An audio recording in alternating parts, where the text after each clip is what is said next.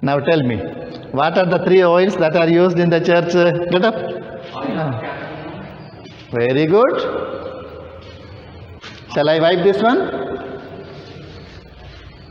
What are the 3 oils that we use in the church? Oil of catechism, oil of information, oil of Christmas. Christmas oil. These are the 3 oils used, no? For what this catechumen oil is used? For baptism. Huh? Baptism. When it is used? For baptism.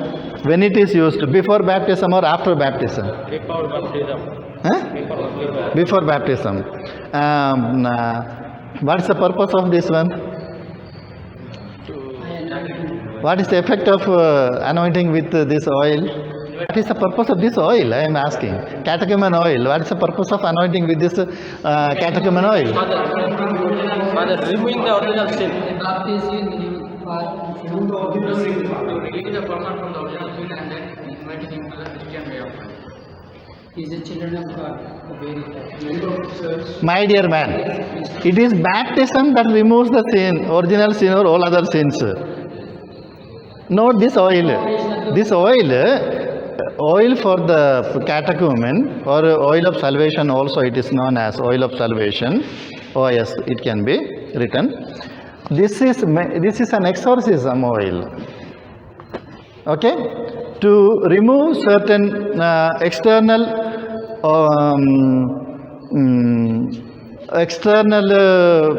dispositions which are not in tune with the sacrament that we are going to receive. It is a preparation. Okay, the effects of sin are being slowly we are purifying so that this person is well disposed to receive. It's a preparation. Okay, not the one that is meant for removing the original sin that takes place in the baptism proper, but this oil prepares that person for receiving baptism, grace of baptism. It is an exorcism oil. Okay, whereas the most important one is this one. Okay, Sacra Chrisma or a sacred chrism. Okay, this is the most important of all the oils among the 3. And then this is used on persons only 3 times. Okay, chrism is to be used only in the context of baptism and confirmation and holy orders. For persons only these 3 times it is used. What I told you, for the persons these 3 times. For the things I am going to tell you. Okay, that is for the consecration of the altar, as you say. Not only consecration of the altar, but in the ceremony of the consecration of the church or dedication of the church, it is used, number 1, to anoint the whole altar totally. Then also this chrism is used to make sign of the cross on the doors. Walls. And then in 12 places within the church to put a sign of the cross with chrism. It is used there. But it is only in that context of the dedication or consecration of the church that is being used. No other place chrism will be used. Chrism oil.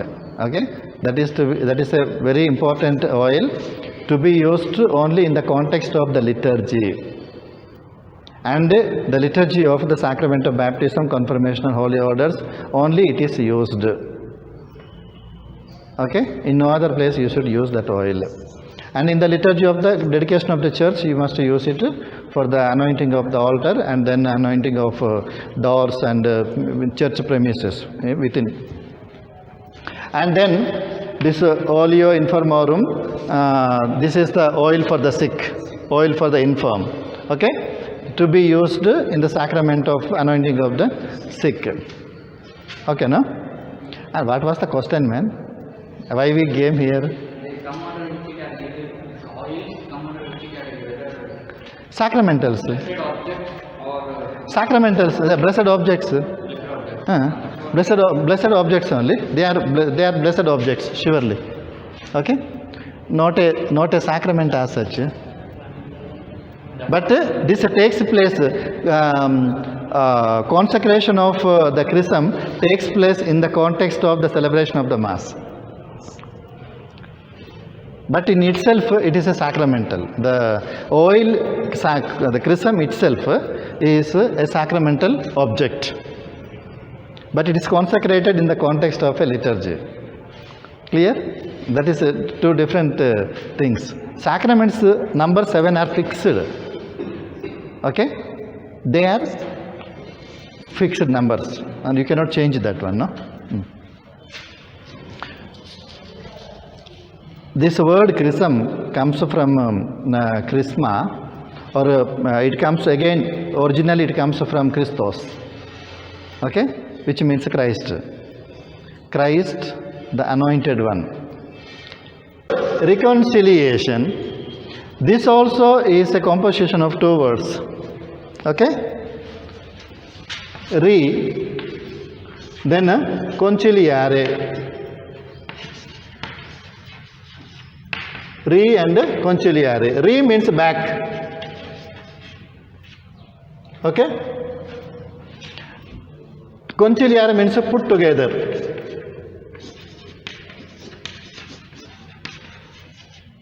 Put together or bring together, okay?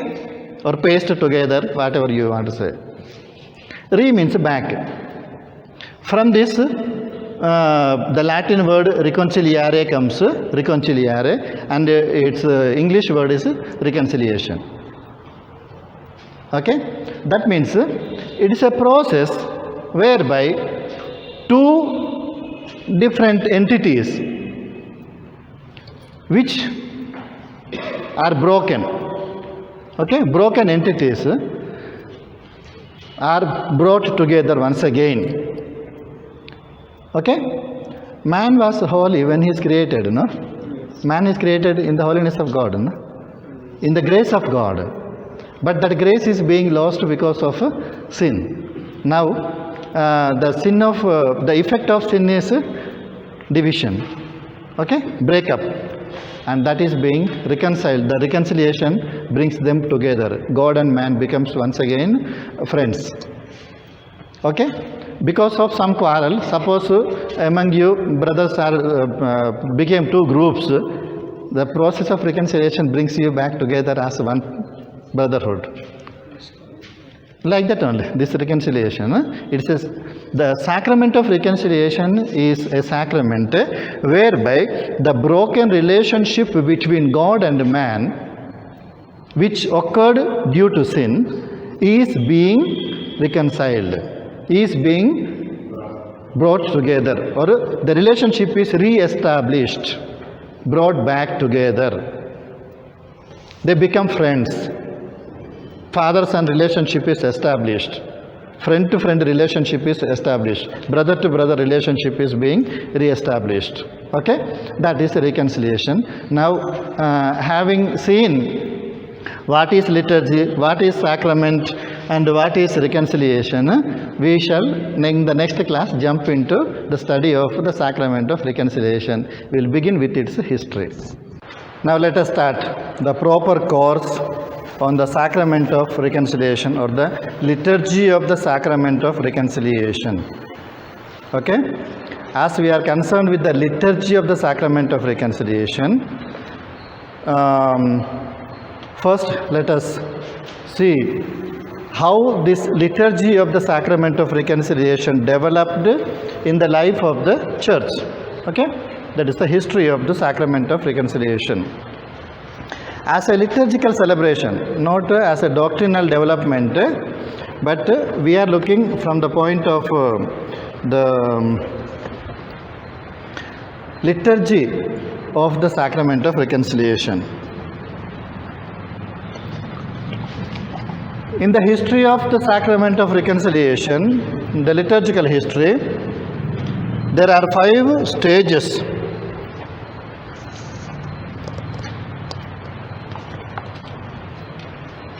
There are 5 stages in the development of the liturgy of the Sacrament of Reconciliation.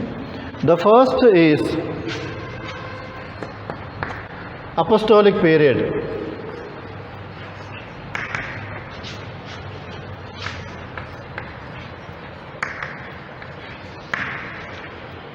The second is post-apostolic, or the period of the fathers of the church, early fathers, let us say.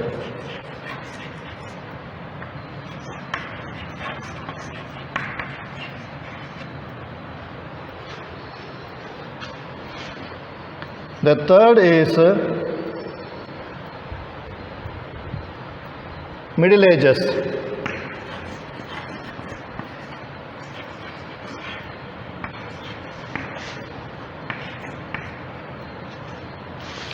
Then the fourth is late Middle Ages.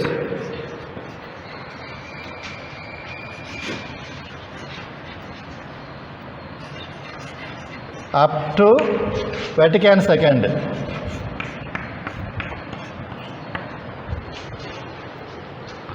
The fifth one is current ritual.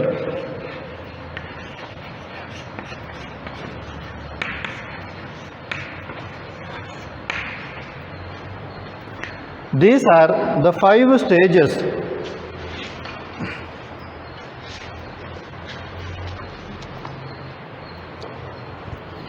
These are the 5 stages of the development of the liturgy of the Sacrament of Reconciliation. Current ritual, that means as we are doing today. Okay? You can write it as post-Vatican II ritual. Okay? Post-Vatican II period. That means current one.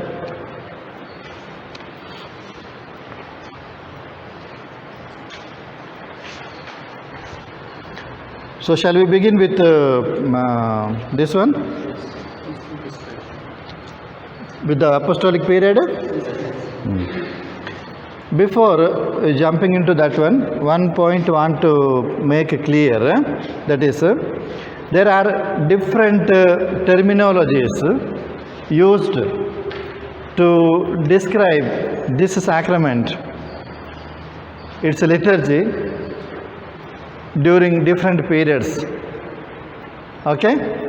For example, ancient penance, canonical penance, public penance, and solemn penance. These are all slightly different ways of referring to the same reality, the penitential discipline of the church. Okay, various names are used: ancient penance, canonical penance, public penance, okay, solemn penance, whatever be.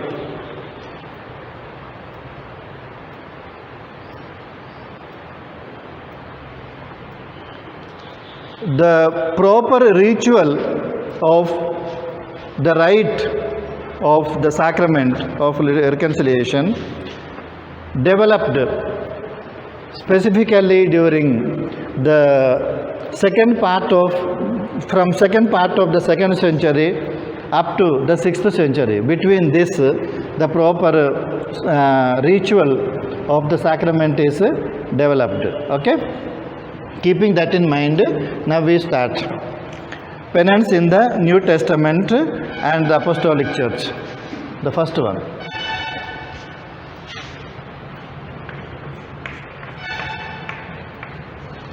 Penance in the New Testament and the Apostolic Church.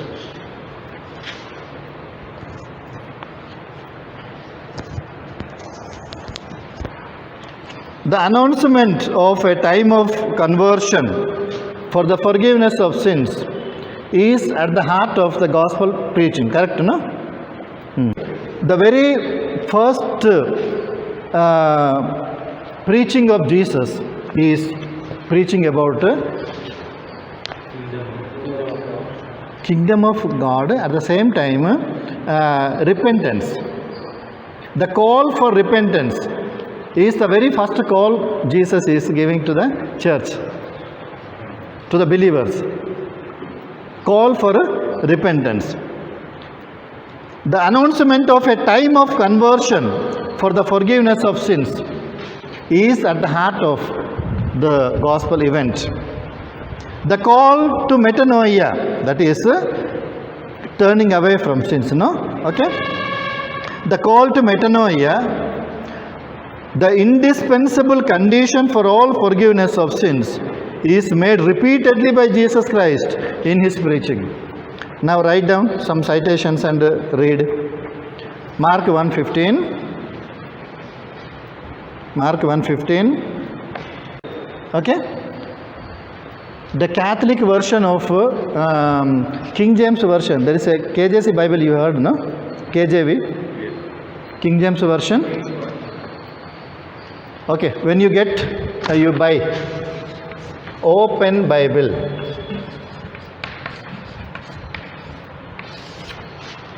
Okay. This Open Bible is produced by King James version.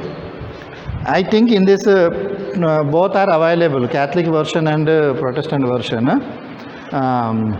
am not 100% sure of that fact, 100%, but I think it is there. Open Bible, if you get, please purchase, not for authoritative learning purpose of in the class academic like this, but to prepare homilies or conferences depending fully on the Bible, the biblical preaching proper. This will have something called cyclopedic index. Okay? Biblical cyclopedia or cyclopedic index. That means a theme will be there and its citations will be given in the Bible itself. For example, did I tell you how many homilies you should prepare? What homilies to prepare? Did I give you a list? No. Then note down. Not in as a part of this class, but just in the bracket somewhere. Note down. No? Please prepare your homilies on the following. Brothers, in the Catholic Creed, I believe in God the Father Almighty, no? How many times we say, I believe? 12. You are right. Okay? That means there are 12 fundamental Catholic beliefs or Christian beliefs. Okay? Codified in a prayer form, in a symbol form, in that I believe, in the creed of the church. How many are there? 12. Okay? Each one is a symbol of faith, which a Christian must believe. Creed, once you deny, no more you can be a Christian, no? Creed cannot be, dogmas cannot be denied. Dogmas. Alright? So these 12 are 12 dogmas. Therefore, prepare homily, each homily on these 12 elements of faith contained in the creed. Okay? Belief in the Father who is the creator of the universe. Belief in the Son of God, Jesus Christ, who is born of the Virgin Mary by the power of the Holy Spirit. Belief in his suffering and death and burial. Belief in his resurrection. Okay? Belief in his ascension. Belief in his second coming. Alright? Then belief in the Holy Spirit. In the belief in the Holy Catholic Church. Belief in the communion of saints. Belief in the resurrection of the body. Everlasting life. No, before that one, belief in the forgiveness of sins. Okay? Then belief in the resurrection of the body, and then belief in the eternal life. Like that, 12 elements of faith are there in the symbol of the church or faith of the church, in the creed of the church. Okay? In the context of sacrament of initiation, especially initiation of Christian initiation of adults, have you heard a term called traditio symboli? Okay? Traditio symboli, have you heard? Matthew 4:16 and 17 also. And then Luke 4:18.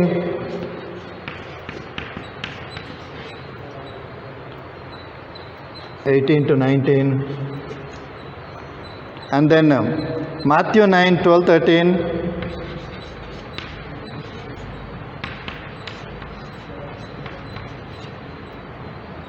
Okay, like this in various places.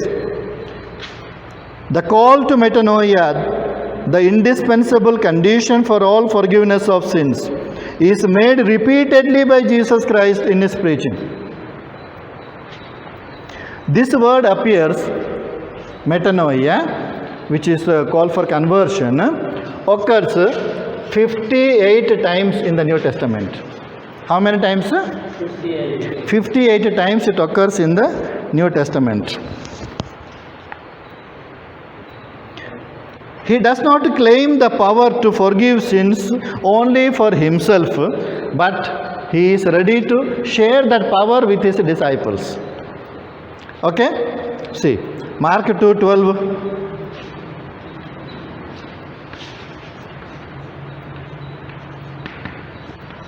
Read. And he stood up and immediately took the mat and went out before all of them. That means, first of all, he has the power to forgive sins, because in those days, sickness was considered as the consequence of sin. Okay? That is the reason, in the context of healing that blind man, people came and asked Jesus, Lord, who committed sin for this man to be born blind, he or his parents? Okay?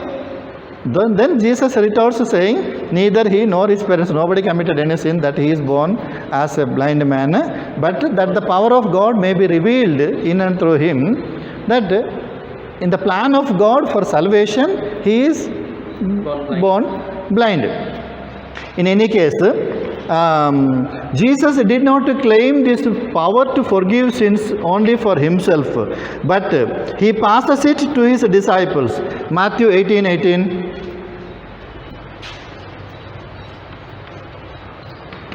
Matthew 18:18.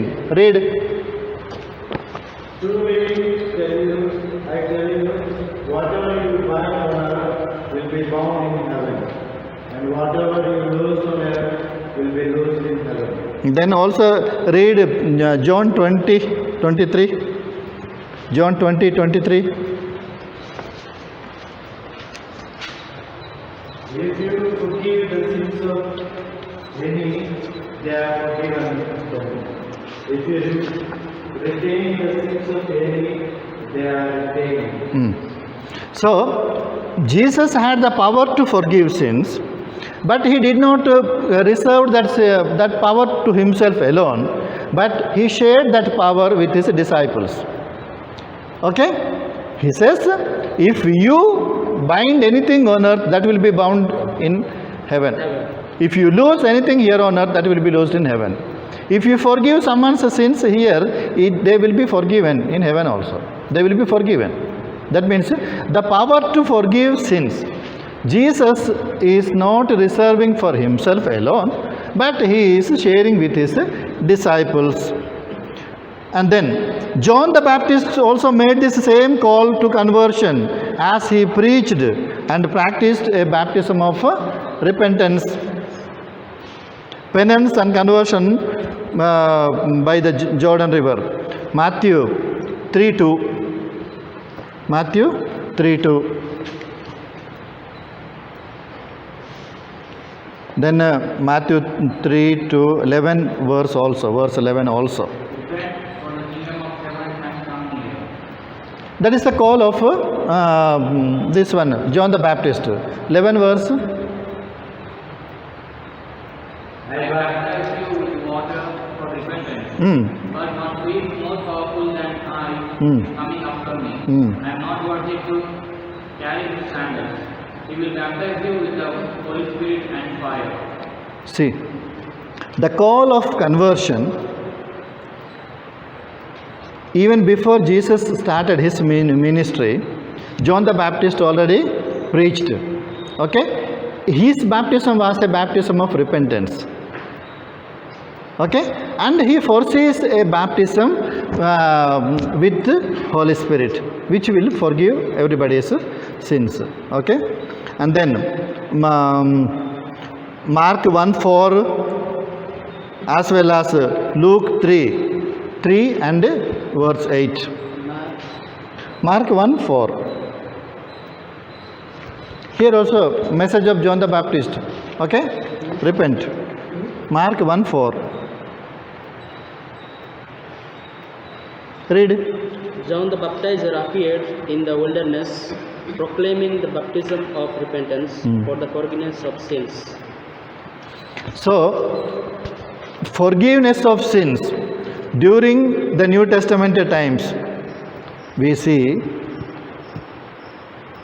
the call to conversion. That means if you change your ways, if you abandon your sins, the ways of sin, and turn back to your living God, you will be forgiven.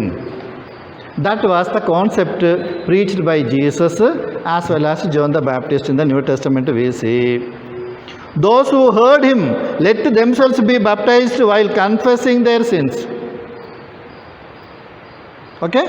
They confessed their sins and they received baptism, and it was a call of conversion. It was baptism of conversion. Okay? We find the same urgency in Apostolic Church. Acts of the Apostles 2:38-40. Acts 2:38-40. Read.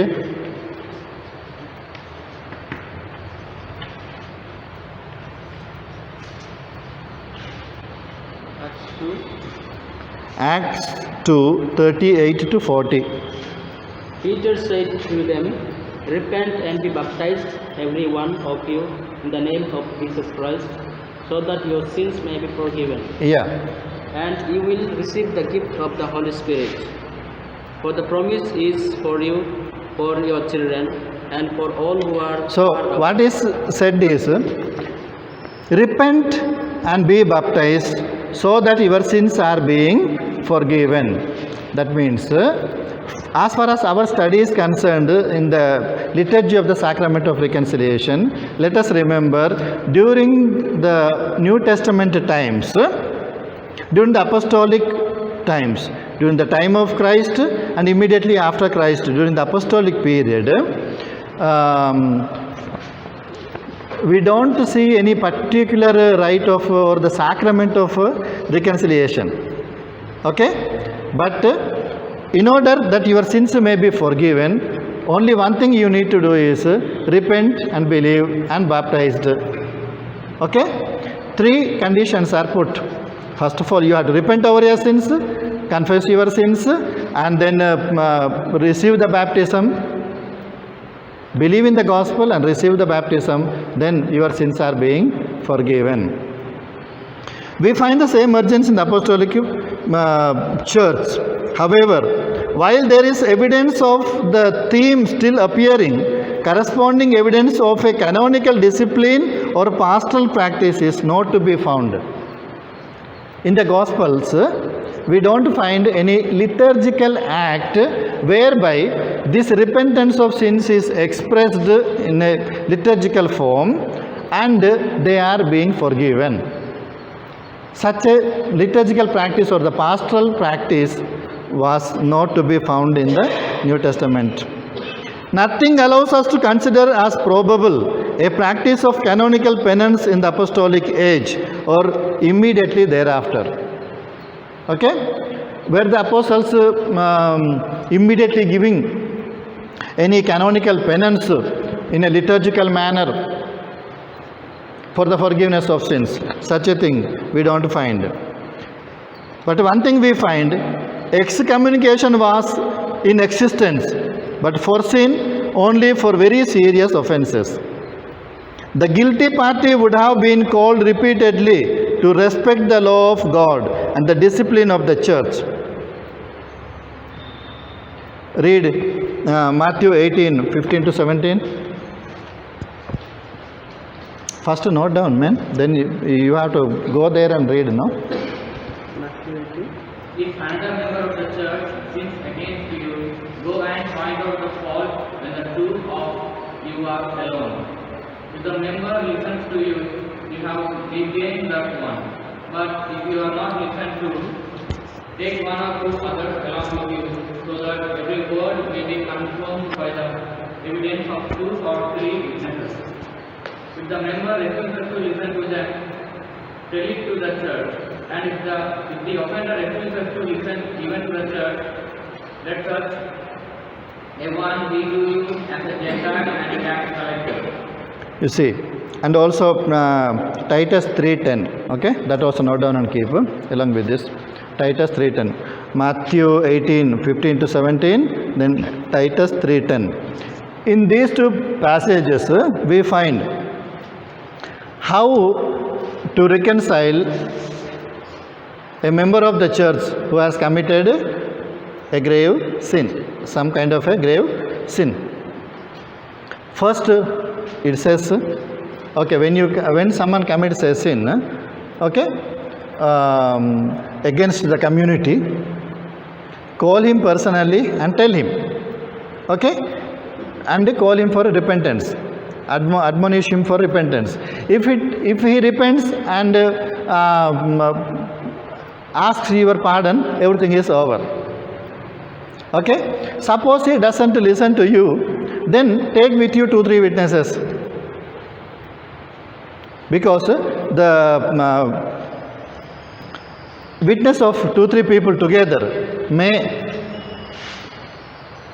bring the conversion that we are desiring. It remains as a proof for the man that he has offended the community. Okay, even then, if he doesn't listen, doesn't repent, then take him to the community elders. Even then, if he doesn't listen, then consider him as a pagan. That means excommunication. Okay, so during the apostolic period, New Testament period, there was the possibility of excommunication. Okay, but it was reserved only in extreme cases. Only in extreme cases. And was there a liturgical act whereby this person is excommunicated and when he repents brought back? Was there a liturgical act? Was there a ritual as we have today? We go to the priest, confess our sins, listen to the this counseling, and then he gives the penance. We come back and fulfill the penance. He gives the absolution. With that, so there is a ritual, no? Every liturgy is a ritual. You should understand. Every liturgy is a ritual. A well-ordered liturgical act it is. Okay, well-ordered official act. Now, this punishment of excommunication was in existence during the apostolic period, but it was reserved only for extreme cases. It was meant as a medicinal penance. Medicinal. Okay? Why we use the medicine? Why we cut a person at times when operation is necessary? Any one of you have undergone a knife? Go on, no? Appendicitis. Okay. Why something is cut? Is it to Is it to harm the person? No. Remove the To remove what is not necessary? No. So that the fellow will be healed, made whole again. Correct, no? So excommunication also is like that. We are excommunicating the person not for the sake of throwing him away, but so that he may realize his mistake and he may come back. That excommunication used as a medicine. Medicine is meant for healing. So this punishment also is meant for healing. excommunicated, he can come back. He can come back. Okay? Because it is meant for bringing about repentance in that person. Okay? And once he comes back, everything is over. But was there a particular ritual whereby this reconciliation takes place when he repents? What is the procedure whereby he will come back again to the church? That ritual we don't find in the New Testament period. Okay? But it was used as a medicinal penance, means there was the possibility of his coming back. It is meant for elucidating or what we call to bring about the conversion of the person, not to punish the person permanently, but that he may realize his mistake, confess his sins, accept, and he come back. Okay? Then the church is ready to forgive. We do not know if a right for the readmission or reconciliation of the excommunicated existed in the Apostolic Church as there would be by the 2nd century, even though it is possible that such a public event would have been thought to render the punishment more effective. Okay? There might have been some kind of a practice of bringing back, but we don't find any proof. Okay? We don't find any proof for that kind of a ritual during the apostolic period. As we said, this excommunication, this penance of excommunication, penalty, was reserved only for very extreme cases. First we tried, then we tried as a group, then we tried as a community. Okay? Even then, not listening, then we throw away the fellow. Then by the fact that we throw him away, he will turn to his senses and he will come back. As it happens in your Indian villages, no? In Indian villages, there is something called ostracizing. Yes. Okay? Suppose a villager has committed a particular grave sin against the whole village. It goes against the culture of the village. Okay? Then, first of all, he will be fined by the panchayat. Okay? Panchayat will all come together and they will impose a punishment, and if he fulfills the punishment, work is over with that. No problem. Suppose he does not listen to the panchayat and goes against, then what will happen? They will throw him away. Nobody in the village will be allowed to talk to him. If anybody talks to him, they will be fined. Nobody will be allowed to give fire to him, because in the villages, usually to light this hearth, we take fire from outside, from somebody's house. Not all are using with kerosene and agipulla. All right. So nobody is allowed to give fire. Nobody is allowed to give water. Nobody is allowed to talk. They are not allowed to have communication with that family. Nobody else will be allowed to have communication in the family. Okay? By the fact that everything is going wrong, how long they will survive? Nobody is allowed to sell anything to them. Nobody allowed to buy anything from them. No fire, no water, no food, no communication, no talking. How long they will remain? At last they will ayya dandam. With that things will be settled. Okay? So this excommunication was reserved for exclusively for some extreme situations, but for forgiveness of normal day-to-day sins. Okay? Not of that grave nature whereby we incur the punishment of the whole village or the whole community, but there are daily small sins, no? Okay? So, like that situations are there. For all other sins, which were not subject to excommunication. Nothing leads us to think that rites of sacramental reconciliation existed. No need of any particular ritual for the forgiveness of sins. The NT indicates several methods for the expiation of personal sins. They include conversion itself, abandoning the way of evil, James 1:19. That means if a person repents over his sins, by the fact that he repents, by the fact that he turns away from evil and starts doing good, okay, his sins will be forgiven. James 1:19. Then the second method is the use of mercy to obtain mercy. Write down. James 2:13. The use of mercy to obtain mercy. James 2:13. The use of mercy to obtain mercy. James 2:13. Luke 6:3. Luke 6:3. 1 John 4:18. 1 John 4:18. Then Matthew 6:12. Matthew 6:12. That many will enough. Among at least one you read. Okay. James 2:13 read.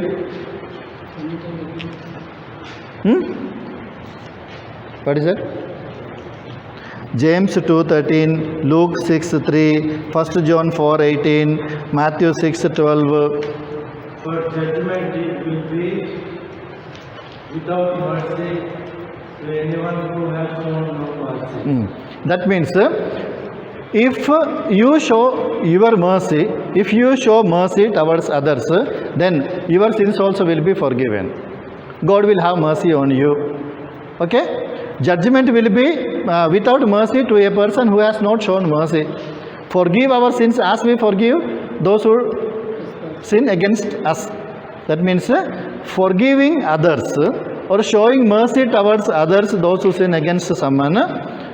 Forgiving others itself will forgive the sins of the person who is committing some sins. Okay? So like that, various methods were available during the time of the Apostolic Church. Then, how the community should behave in its relationship with the sinner is shown by St. Paul. Excommunication comes to be imposed on sinners who committed grave offenses. This imposition comes through an official sentencing. During the time of Paul, that means immediate New Testament time of Jesus is passing now little, we are going little advance. St. Paul describes the process of excommunication of a person who commits grave sins. Okay? The excommunicated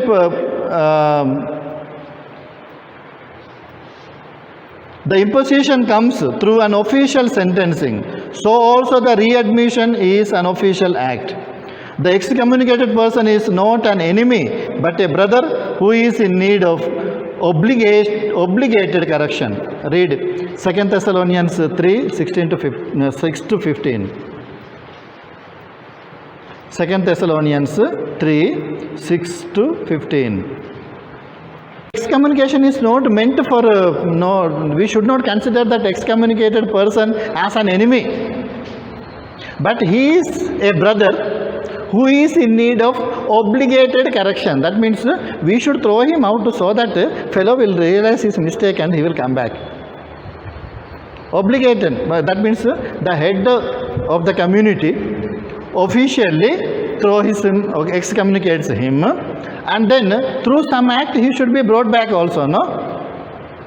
Through some act he should be brought back. That means during the time of St. Paul, there was a possibility of some kind of a procedure whereby a person who commits grave sins like laziness or incest and so many other situations are there. Even 2 Thessalonians 3, 6 to 15 also deals that same, no? Then 2 Corinthians 2, 6 to 8. Okay, please read this passage, man. This is interesting one. Okay. 2 Corinthians 2, 6 to 8. This punishment by the majority is enough for such a person. So now, instead you should forgive and console him. You see, the punishment of excommunication in the early period of the church is imposed by the community. Okay, the head of the community in the name of the whole community will do it, but it is the punishment of the whole community. Okay, then St. Paul says that is enough for him. Don't go beyond that one to punish him more than that. The community's punishment itself is too much for him. Okay, love him and try to bring him back. Try to bring him back. That is the concept St. Paul describes, that the sentence is given by the community around united with Paul. But if anyone has caused pain, he has caused it not to me, but in some measure, not to put it too severely, it is to you all. That means when a person offends someone in the community, especially the head, okay, that is not a sin against only that person, but to the whole community itself. It is a wound to the whole church itself. Okay? In such a case, that fellow should be given excommunication, but he should be loved and given facility in such a way that he should come back. For such a one, this punishment by the majority is enough. So you should rather turn to forgive and comfort him. So I beg you to reaffirm your love for him. Anyone whom you forgive, I also forgive. So St. Paul is exhorting, don't go on punishing him alone. That is not the mission of the church. Mission of the church is to forgive. Okay? Punish him. But when he realizes his sin and confesses, accepts his sin, forgive him. You must have the possibility to forgive and bring him back to the fold. That is the call of St. Paul. We can glean 3 elements regarding reconciliation of sinners during the time of St. Paul. That is, it is the leader of the group that excommunicates the sinner. It is the community united with its head that excommunicated that person. And the excommunication is a medicinal remedy for conversion. These are the 3 facts that we find during the time of St. Paul. And then the most important saying regarding the sacrament of reconciliation comes from the letter of St. James, James 5:16. This you should study by heart. Practice of confession of sins to one another, okay, may not be as we are having going to the priest only and then as a sacrament going to the priest, individual confession, such a thing was not there. But confess your sins to one another so that you will be healed. That practice was already existing during that time. Whether it was a sacramental confession as we understand today or a liturgical act within the context of the gathering of the Eucharistic celebration, for the Eucharistic celebration, we are not very clear within that passage. But he is exhorting the church to confess their sins to one another and get healed before they go for their celebrations. As we know that St. James was the first bishop of Jerusalem church, it is very much probable that this might have been the practice among the brethren, that confessing the sins. Here we find 2 important elements for the sacrament of reconciliation: confession of sins and prayer of the community guided by the leader. You see, he says, pray, confess your sins to one another and pray for one another. And the church leader, okay, should pray. Now, little bit of element of the confession as we have already entering there, no?